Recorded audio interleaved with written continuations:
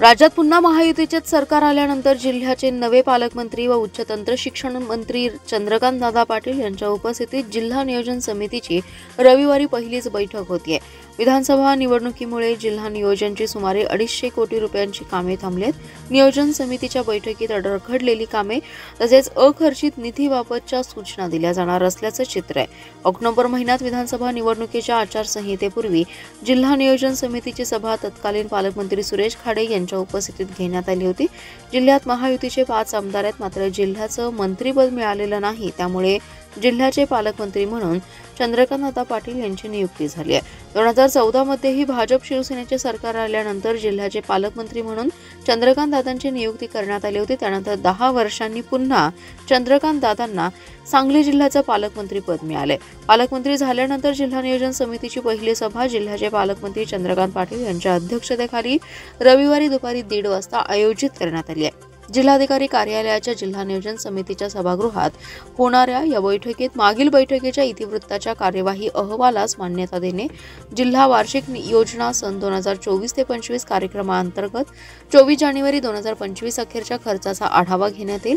जिल्हा वार्षिक योजना सन 2024 ते 25 मधील पूर्व नियोजन बाबत जिल्हा वार्षिक योजना सन 2025 ते 26च्या प्रारूप आराखड्यास मान्यता देणे आणि अध्यक्षांच्या परवानगीने आयत्या वेळेस येणाऱ्या विषयांवर चर्चा करण्यात येणार आहे।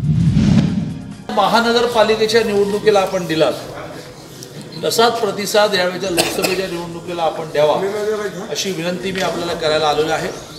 साधारणतः महाराष्ट्रामध्ये आपण सगळेजण वर्तमानपत्र वाचतो, टीव्ही पाहतो, त्यामुळे लक्षात आलं असेल की इतकं सुंदर राज्य चालवल्यानंतर, इतकं सुंदर देश चालवल्यानंतर खरं म्हणजे निवडणुकांची काळजीच करण्याचं कारण नव्हतं, अशी वनवे स्थिती देशामध्ये होती।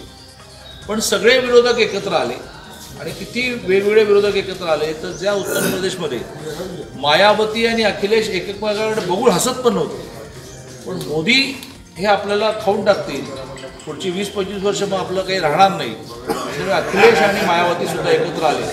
असे सगळेजण एकत्र आल्यामुळे एक स्थिती अशी निर्माण झाली की ही इलेक्शन वनवे नाही, आणि ही इलेक्शन वनवे नाही हे आपल्याला वर्तमानपत्रातल्या वेगवेगळ्या रिपोर्टवरून दिसत आहे। कालही आलेला रिपोर्ट जो आहे तो 300 क्रॉस दाखवत नाही, मी नंतर एक अर्धा मिनिट 300 क्रॉसवर बोलणार आहे। तर त्यामुळे एक सीट महत्त्वाची झाली, आणि एक सीट किती महत्त्वाची असते तर ज्यावेळेला अटलजी 13 दिवसाचे पंतप्रधान होते त्यावेळेला 13 दिवसातच त्यांना बहुमत सिद्ध करता आलं नाही, पण नंतर ते 13 महिन्याचे पंतप्रधान होते, नंतर मग 4.5 वर्षाचे होते। 13 महिन्यामध्ये जे घटक पक्ष होते त्यातले काही घटक पक्षांनी 13 महिन्याचं ठरवलं की आम्हाला तुमच्यावर राहायचं नाही, आणि काँग्रेसने अविश्वासाचा ठराव आणला।